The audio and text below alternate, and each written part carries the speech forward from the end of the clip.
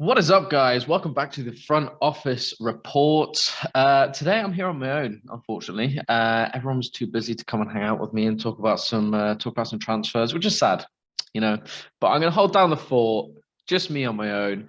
You know what? Just because it is me on my own, I think that deserves a little like, a little subscription if you haven't done already. Drop that like right down there.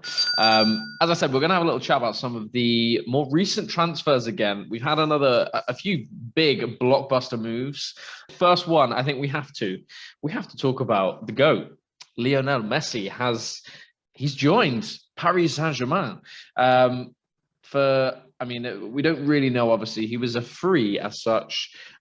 He's going to be on some ridiculous wages. Everyone knows he is, in my opinion, the greatest of all time. What a signing for PSG. I mean, when you have an opportunity to be able to go out and get a player of Messi's caliber and you do it, amazing, absolutely amazing. I think that PSG have potentially had one of the best transfer markets ever this season, considering I don't think they've actually spent a penny in transfer fees. But then you look at the signings that they've actually made this season, and I mean, wow. To start off with Messi, then you look at they signed Donnarumma on a free. They've signed Jorginho Wijnaldum on a free. They've signed Ramos on a free. They did spend 54 million on a Hakimi to come in at right back, but again, he's a youngster, 22 years old. I think it's worth the money. They did also pick up Danilo Pereira, who was with them last season on loan, but they've made that a permanent deal. So I think, next season, realistically, PSG should be, and I assume are hot favourites to take the French league title. The main reason, though, that Lionel Messi has gone there and that the PSG hierarchy have wanted to sign him is they want the Champions League. That's always been their main aim. Can they do it though? That is the question. Can they do it this season? I think with a front three of Mbappe, Neymar, Messi, Jorginho Wijnaldum coming in to hold that midfield along with Verratti. I think it would be foolish to suggest that they wouldn't be in the running for taking the Champions League finally.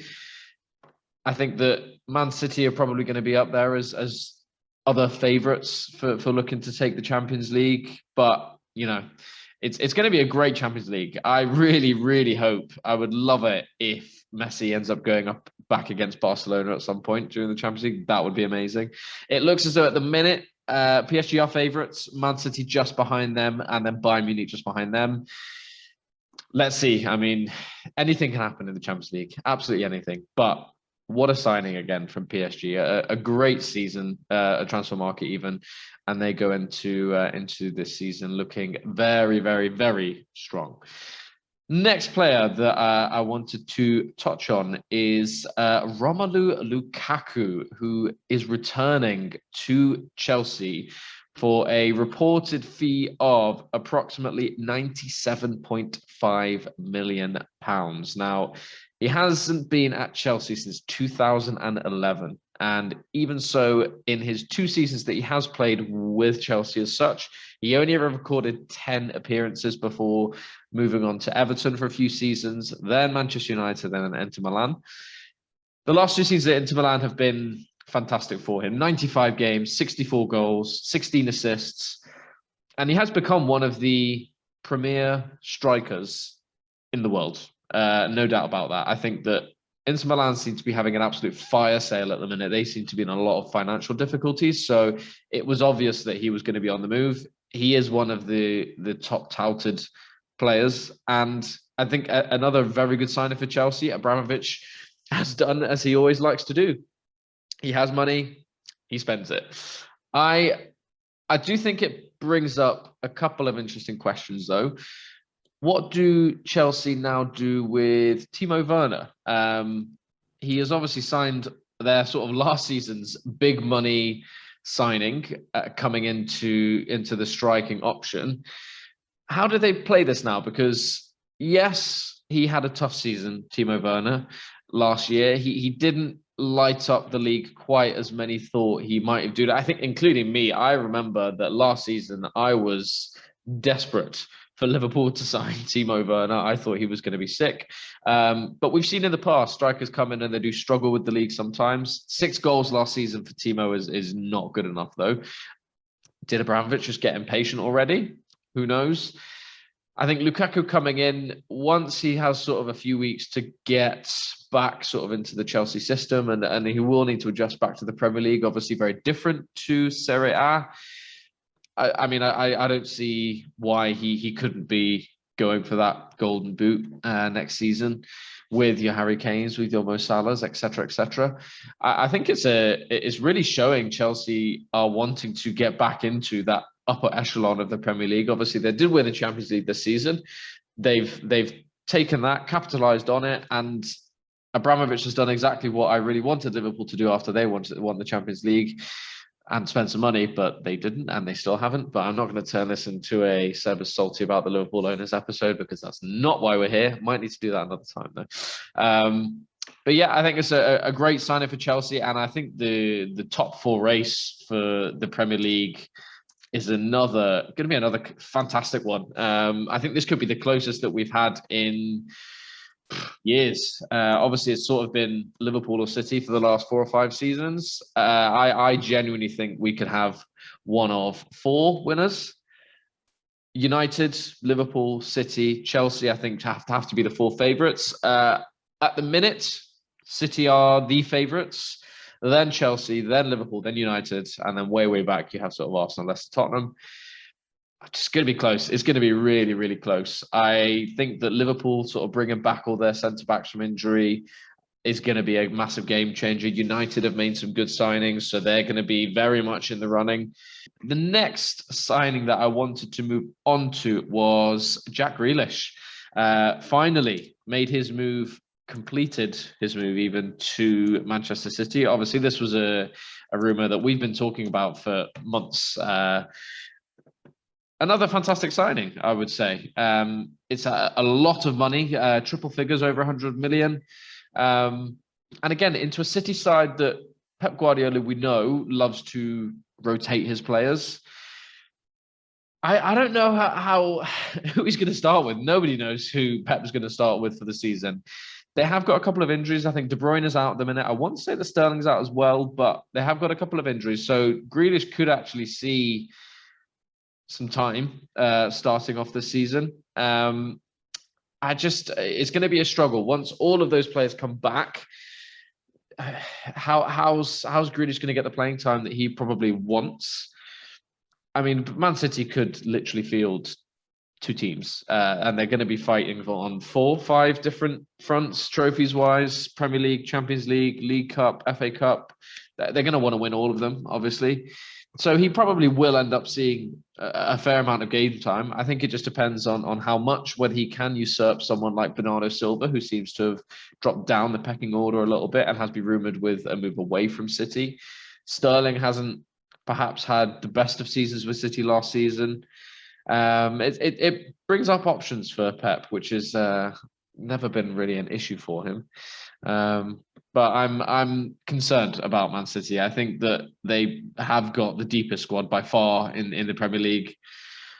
I think if we're not careful, we could see them sort of romping to a title with sort of the depth they have.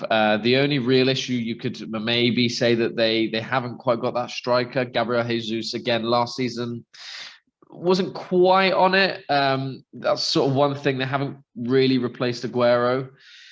But again, there have been rumours of Harry Kane coming into the team for 170 million, I think was the reported second bid that was going to be tabled by City. And all of this when Pep Guardiola was quoted at the end of the season as saying, "Oh no, we haven't got a striker. We've not got money." Man City fans, I'm sure, will be absolutely delighted with this. Liverpool, United and Chelsea fans, maybe not so much. I'm not really looking forward to playing City this season. Yeah, that could be an interesting one.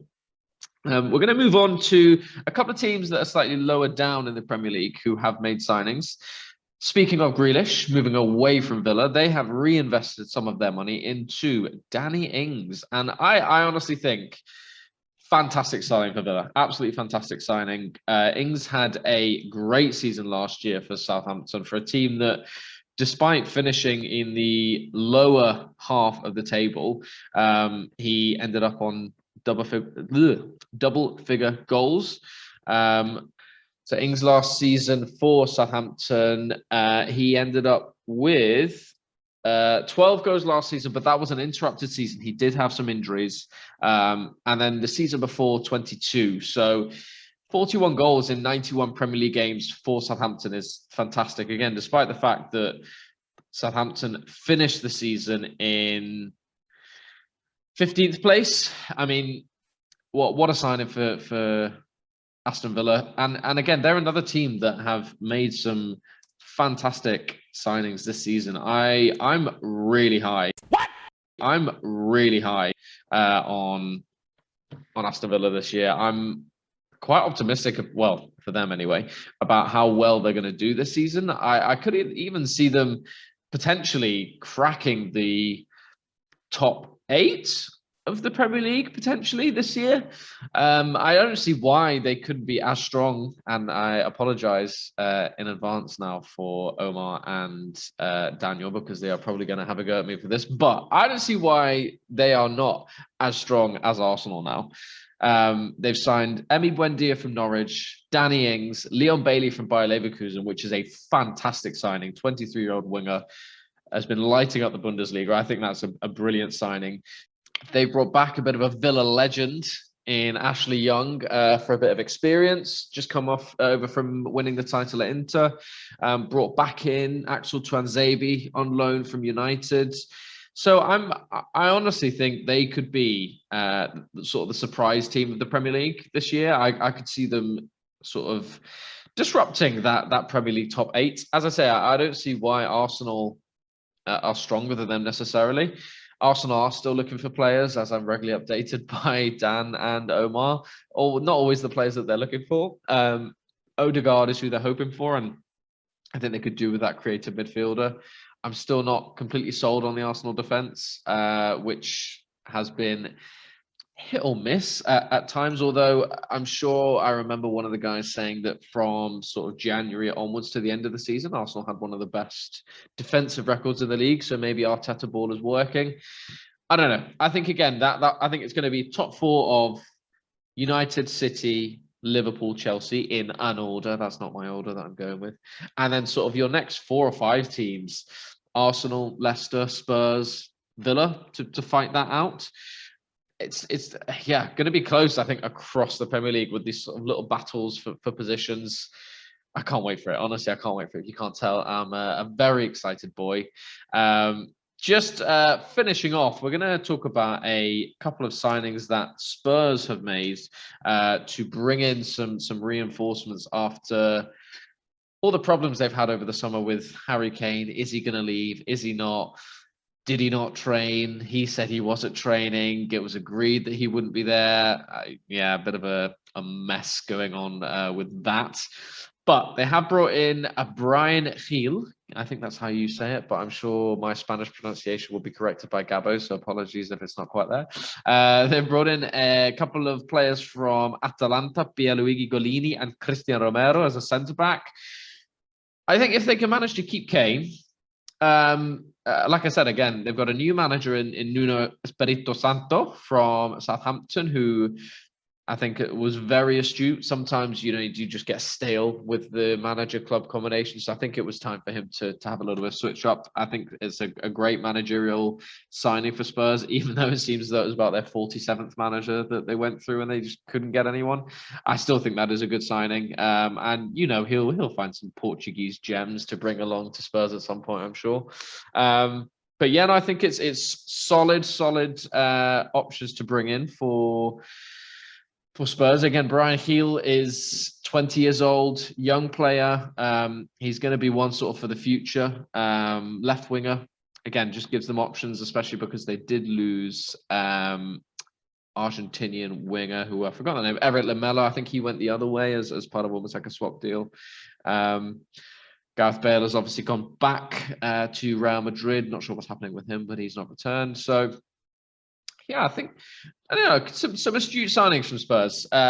It's very surprising to see Daniel Levy actually get the check put out, because he doesn't do that very much.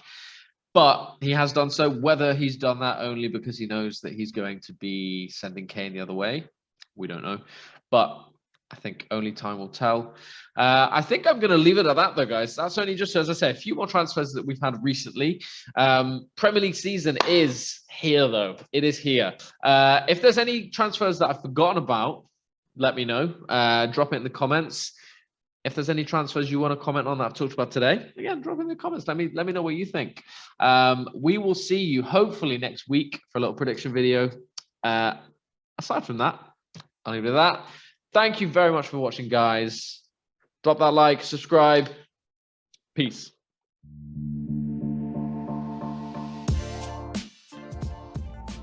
Hey guys, thanks for watching. If you like hearing us ramble about sports, feel free to subscribe at the top right, check out the next videos on the left, and feel free to leave us a like at the bottom. Thank you guys for watching.